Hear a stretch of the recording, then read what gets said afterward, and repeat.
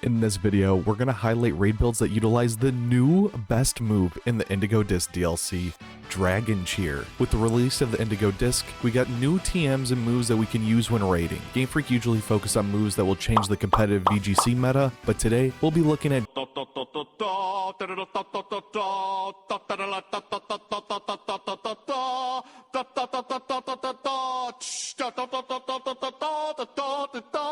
Dragon Cheer, a move that's changing the raiding meta. In terms of raiding, most of the new moves are misses, but there's a few diamonds in the rough. Dragon Cheer is one of those moves that I doubt we'll see VGC gameplay, but it's a must-have move for raiding. Let's go over why you should be using it. Dragon Cheer gives all of your allies a heightened critical hit chance and an even greater boost to Dragon-type teammates. Any move that can affect every ally in a raid is just busted, because when you're raiding in a 4-player environment, you give the effects to 3 other players. Critical hits will deal 150% damage versus non-critical hits, so landing consistent critical hits is just more damage, so it's always a plus. Dragon Cheer raises your allies' critical hit ratio by 1 stage, or by 2 stages if they're a dragon type. It would probably be helpful if we dove into the probability of critical hits and how they work so you can get a better picture. After Dragon Cheer, if you are not a dragon type, you will get +1, meaning 1 out of 8 times you'll land a critical hit. But if you are a dragon type, you get +2 after a Dragon Cheer, meaning you will crit 1 out of 2 times, 50% of the time. Your teammates can further boost this to +3 or +4 critical hit chance with moves like Focus Energy or items like Scope Lens, or even moves that have a heightened critical hit chance, to guarantee they will always land a crit after a Dragon Cheer. Unfortunately, Focus Energy builds are criminally overlooked. They're really good builds to use because when the boss clears your stat changes, the Focus Energy crit boost will not get cleared. And you can't really guarantee that your random teammates online will be running something like Focus Energy, so I wouldn't really worry about min-maxing too much.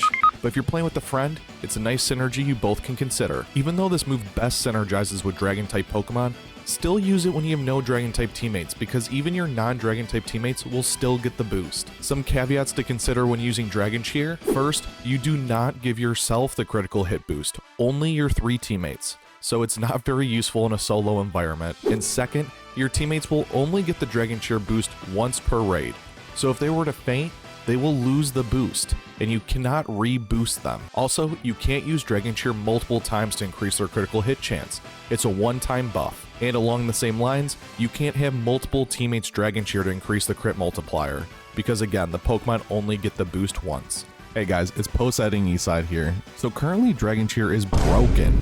If you were to receive a Dragon Cheer boost and then faint, you keep the increased crit chance when you come back in. So that's why I thought you could only get the boost once per raid. Not sure how long this will be bugged for, but take advantage of it while you can. Okay, I think that was everything I want to cover in terms of the move itself, but let's look into the best users of Dragon Cheer. The majority of these builds will be support oriented because Dragon Cheer only works on teammates, but I did find a few offensive builds that can run some Dragon Cheer support. Let's jump into the builds. So number 1, first on our list is Sceptile. Sceptile, I'm so sorry I overlooked you in my past few videos, but you'll get the recognition you deserve in this one and we'll make you number 1 in this list. So we want the Shell Bell for recovery because we'll be running a physical Sceptile set, so we can't really benefit from Giga Drain recovery. With the ability Overgrow, the ability isn't that big of a deal. It doesn't have 2 great abilities, so no need to use an ability capsule or patch for the perfect ability. With the Adamant Nature, with max HP and max attack. With the moves Swords Dance to buff your physical attack, Screech to lower the target's physical defense, Leaf Blade is your strong go-to grass type move, and then Dragon Cheer, of course. So I think it's really cool that Sceptile gets access to Dragon Cheer, probably because, you know, its Mega Evolution was part Dragon type, so really cool Pokemon, really cool build.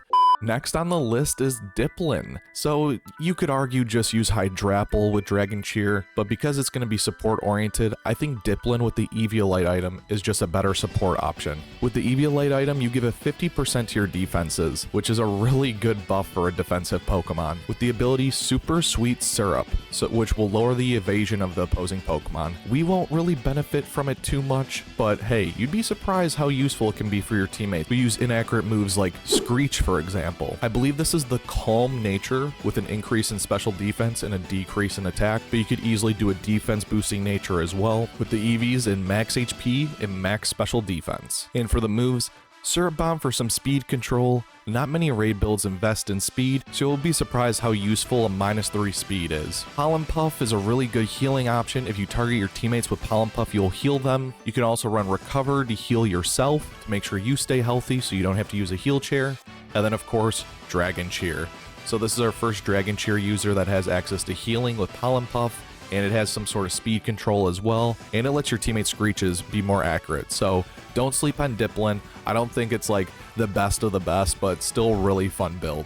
All right, next up on this list is Hakamo-o, and I'm gonna be honest, maybe I'm a little biased, but I love Hakamo-o. This Pokemon got some crazy buffs in this DLC, and you'll most likely see it in a future video. We're gonna be running the Eevee item, of course, just to make us a little bit more bulky. Again, you could run Hakamo-o if you'd like, but because I'm running as a support option, I would prefer the Eevee item. And then Hakamo-o I like to run as just an offensive attacker because I don't really have room on Hakamo-o's moveset for Dragon Cheer. But if you can fit it on there, definitely go for it. It has a bunch of really good abilities. Here I have Bulletproof, which prevents us from ball and bomb moves, so that would be stuff like prevents us against like Shadow Ball and stuff like that. But it also has a really good ability in Overcoat. I strongly recommend Overcoat because it prevents powder moves, so any Pokemon that use Spore or Sinistra with Stun Spore, you're immune to all those moves, which is really helpful. It has really good abilities, and you can't go wrong with which one you pick. I believe this is the Careful nature. It's a plus special defense nature with minus special attack. Again, you could easily run this with max defense if you want, with a defense boosting nature. I don't have many special defense walls, so I built some of these Pokemon with high special defense to kind of round out my roster. And even for my EVs, I have max HP, and I have half in special defense and half in defense, which is 126 each. I just love Hakamo-o. So one, it gets access to Screech, so we can lower the physical defense by 2 stages if you have physical attacking teammates. It has a way to mitigate damage with Noble Roar. It will lower both of the target's offensive stats by 1 stage. Just be mindful it won't work when the shield is up. And then of course we have Dragon Cheer, and also we have Coaching. So I really like the synergy between Coaching and Screech, because hopefully I'll bring Hakamo-o with physical attackers so I can spam Coaching on them to increase their physical attack, and then I can also use Screech to lower the target's physical defense. This is the only Pokemon that I'm aware of that has access to both Dragon Cheer and Coaching. It has great moves in like Screech as well, so definitely goated. Next on the list is Milotic. For the Tera type, I'd probably just recommend Water with the held item Flame Orb.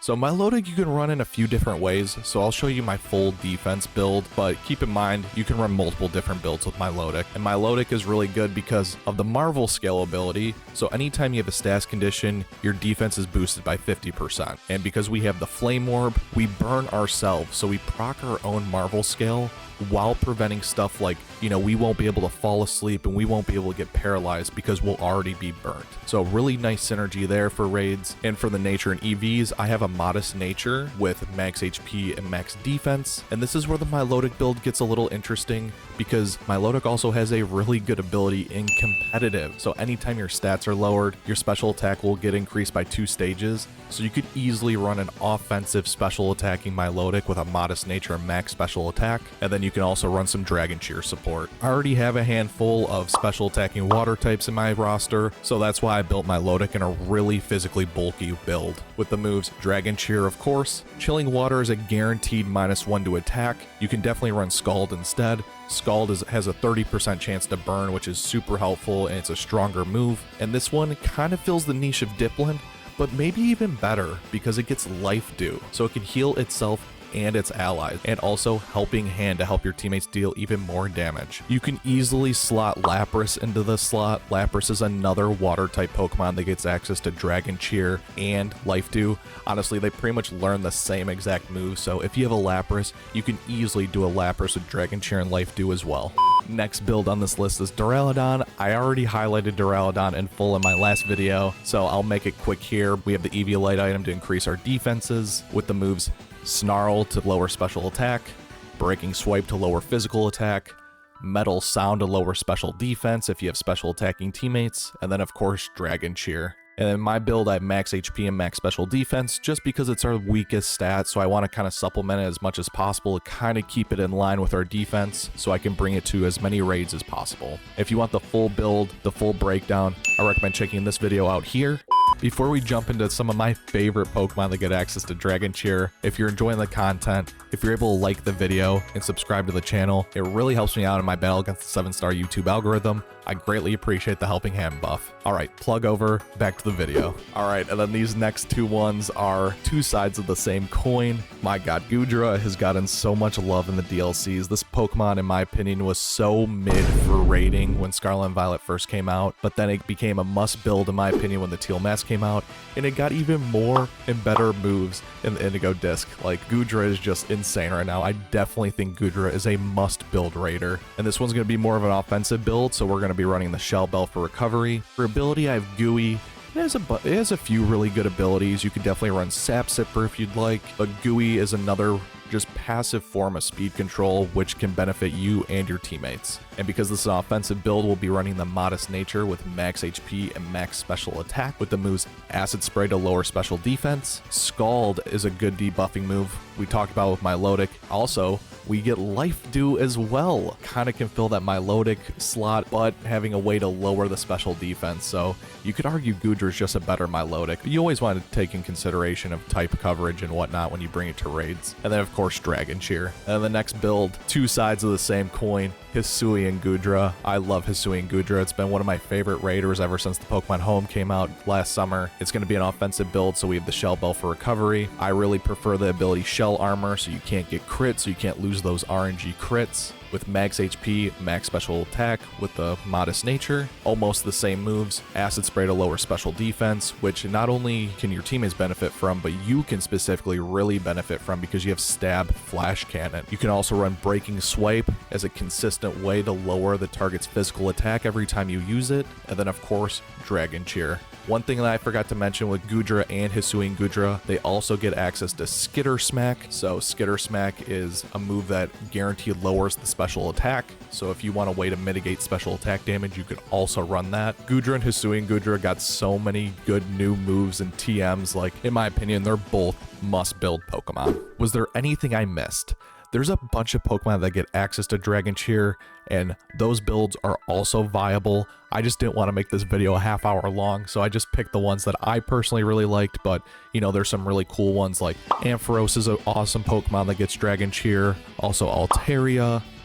Again, we didn't show off Lapras specifically, but Lapras as well. Let me know in the comments, have you been using Dragon Cheer? In my opinion, it's one of my new favorite rating moves. A week ago, for our 1,000 subscriber special, we tier listed every single Pokemon in Scarlet and Violet, and it ended up being over 460 builds. So if you want to know who's the best of the best, I still have the VOD on my channel. You could check it out here. It was 8 hours long. I just want to say thank you guys so much for the love and support the channel's been getting recently. I really do appreciate it. And we have many, many more raid build videos coming in the future.